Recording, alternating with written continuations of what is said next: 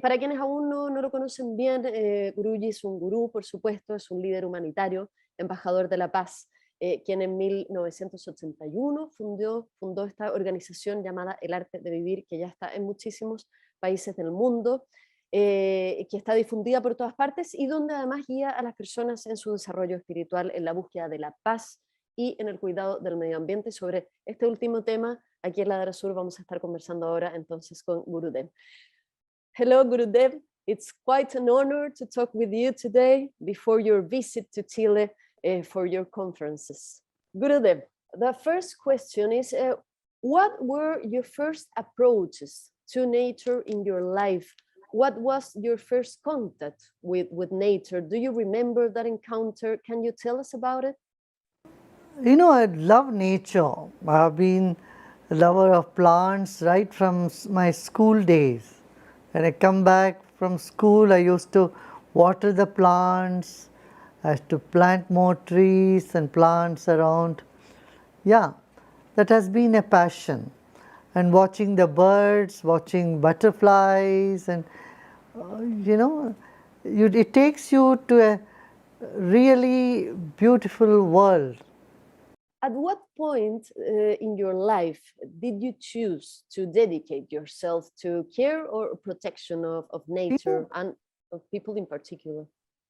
Meditation was like fish to water, or water to fish. You know, I always felt so much at home getting into meditation. Yeah, from a very young age, as far as I remember, I was always interested in meditation. How did the Vedas view the environment and nature? Vedic view? Yeah. Yes, Vedic view is the nature and environment is your body, your first body. They talk about 5 sheets, 5 levels to your own, 5 different bodies of yours, you know, levels of sheets of your body. Nature is your first body. And then the physical body, then the body of energy, prana, the breath and energy. Then you have the body of mind, and then intellect, like that it goes. So, honoring nature is a part of the Vedic tradition from long time. So, Vedic tradition also says that every individual must plant at least 5 trees in their lifetime. Yeah. How many trees have you planted, Gurudev? Oh, in we your have life? planted millions. I would Millions. say, yeah, 95 million trees our organization has planted world over. Yeah. Oh, that's And it's wonderful. growing, every day number is going up. Yeah. Why do you think we are so disconnected today with the nature that surrounds us? At what point did this happen, and how does it affect us? You know, when we become too consumeristic in nature, when we become so self-centered, only thinking about us or making quick money and comfort, we forget the nature. We forget about the sustainability.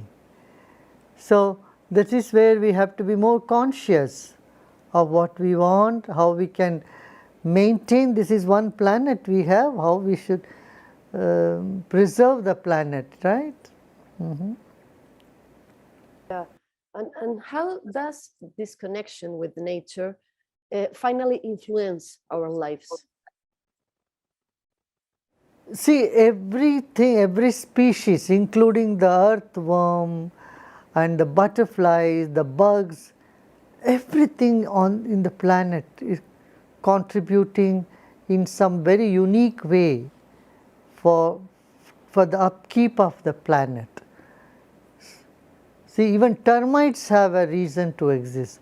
So, we must not destroy the fauna and flora and the natural species through our chemical, whatever, you know, pesticides and these sort of thing.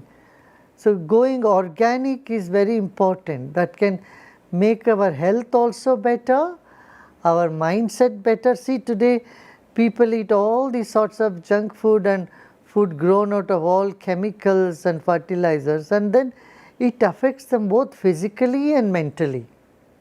So, taking care of nature will help you to be robust physically and mentally sound. Yeah. Yeah. You created a very, very interesting river rejuvenation program. Okay, could you explain to us what is this about? You know, in India there are many rivers which are only seasonal, and some are ancient only in the records, in the books, in the revenue records, but there is no river on the ground, because the source of river was all deforested. So, there was no water flowing back like that used to be in the past. So, what we did is we did lots of plantation which would help to attract both rain and save the groundwater, and we did recharging wells on the bed of the river. So, as a result what we found was the water continues to flow. So, those river beds, many of them were taken over by sand mafia, and there was no river and encroachment was there. So, we did quite a bit of work in about 49 rivers and thousands of water body to clean the path, to plant the trees which are native to that region, and also rebuild recharge wells and check dams. These are all very scientific strategy we took. Yeah, we have a group of scientists who are working on this. Yes. And how do you think we can defend rivers from pollution and from big industry? Because that's one of the biggest problems, industry finally. Yeah, there are many different type of industry. Today we are moving more to the green energy. So many of those polluting industries have also gone low in numbers now.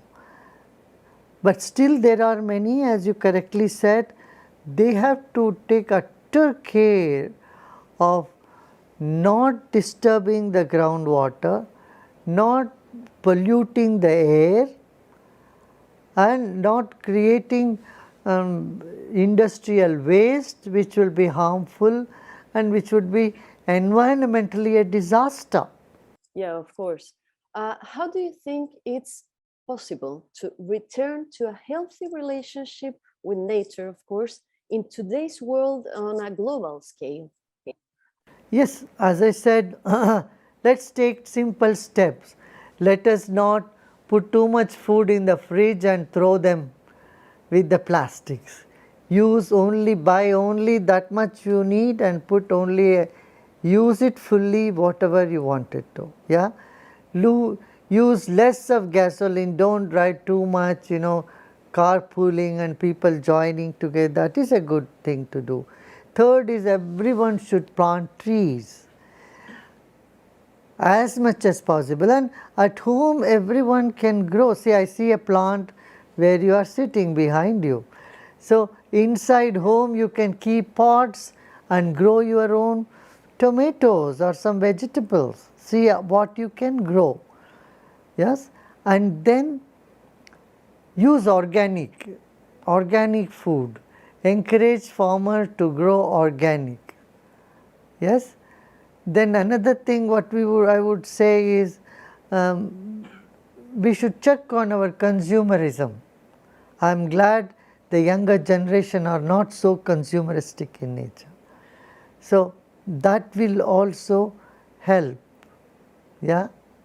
And of course, we all know we should not burn plastic. Burning one small polythene bag or plastic creates so much dioxin in the atmosphere, it can cause cancer to many people. So we must see that we don't pollute the air, don't pollute the earth, and not pollute the water. What should be our relationship with biodiversity and non-human animals? Biodiversity is that which makes our planet beautiful.